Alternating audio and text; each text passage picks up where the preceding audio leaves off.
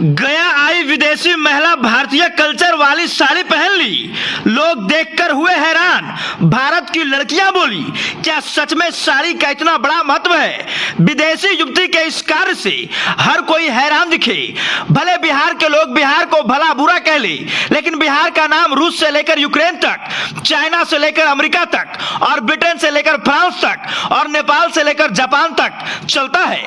यूं ही नहीं, देश विदेश के लोग बिहार के धरती पर आते हैं और बिहार में सबसे पावन और शुद्ध धरती गया जी में विदेशियों की लाइन लगी रहती है। चाहे ठंड के मौसम में बोध गया विदेशियों को आना हो या फिर पितृपक्ष मेले में अपने पितरों की मोक्ष की प्राप्ति के लिए पिंडदान करना हो, इन लोगों को मुक्ति से लेकर बुद्धि तक लेने के लिए बिहार की धरती और गया जी की धरती पर आना ही पड़ता है।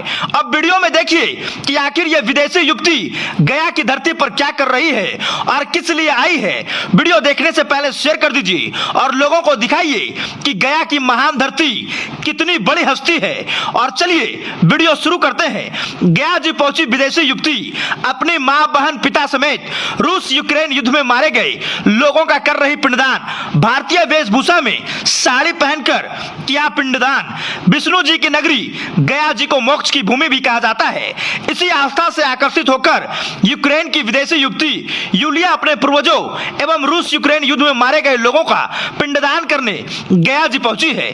गया सनातन धर्म की मूल अवधारणा में निहित पितरों के मोक्ष के लिए पिंडदान के महत्व को शनिवार को यूक्रेन की युवती ने जीवंत किया। विदेशी युवती पूरी श्रद्धा भक्ति के साथ कर रही पिंडदान। यूक्रेन शहर से गया आई विदेशी युवती जिनका नाम यूलिया है, वो गया जी धाम के पंडा जी के दिशा निर्देश में पूरी श्रद्धा भक्ति के साथ अपने पूर्वजों की आत्मा की मुक्ति एवं शांति के लिए श्राद्ध एवं तर्पण किया। अपने पितरों और रूस यूक्रेन युद्ध में मारे गए लोगों की पिंडदान की इच्छा को लेकर गया पहुंची है विदेशी युवती। भगवान विष्णु जी की नगरी गया जी को मोक्ष की भूमि भी कहा जाता है। इसी आस्था से यूक्रेन से विदेशी युवती यूलिया अपने पूर्वजों एवं रूस यूक्रेन युद्ध में मारे गए सैनिकों एवं नागरिकों समेत अपने माता पिता एवं भाई बहन की मुक्ति के लिए गया जी पिंडदान करने पहुंची है। सनातन धर्म में गया जी में पिंडदान का बड़ा महत्व है। यहाँ पितरों को मिलते हैं मुक्ति। यूक्रेन से पिंडदान करने आए विदेशी युवती यूलिया ने कहा कि भारतीय परंपरा और गया जी में पिंडदान करने का बड़ा महत्व है। यहाँ पिंडदान करने से पितरों की मुक्ति मिलती है।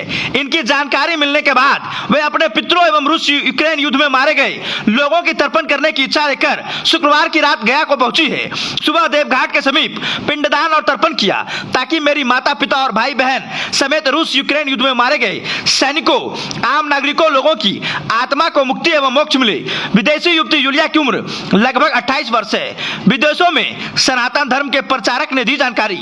इस संबंध में रसिया, यूरोप, यूक्रेन में हिंदू जागरण समिति के सनातन धर्म के प्रचारक नागालिया सरनमा के शिष्य आलोकनाथ गमदास ने बताया, यूक्रेन में हिंदू जागरण समिति की नागालिया सरनमा ने यूक्रेन की यूलिया को स्वीकृति दी, जिसके बाद यूक्रेन एवं रूस युद्ध में मारे गए सैनिकों, आम नागरिकों, अपने माता पिता, भाई बहन समेत विश्व शांति के लिए यूक्रेन से आई यूलिया गया जी पहुंचकर पिंडदान और तर्पण किया। बताया, मैं भी रूस, यूक्रेन एवं यूरोप में सनातन धर्म का प्रचार करने वाले नागालिया सरनमा का शिष्य हूं। भारतीय सभ्यता में किया पिंडदान और कर्मकांड के दौरान यूक्रेन की युवती यूलिया भारत की पारंपरिक वेशभूषा में आम महिलाओं की तरह साड़ी पहन रखी थी। अपने हाथों से यूलिया ने पिंड बनाया और पुरोहित के निर्देश पर सभी कर्मकांड विधि विधान से पूरे किए।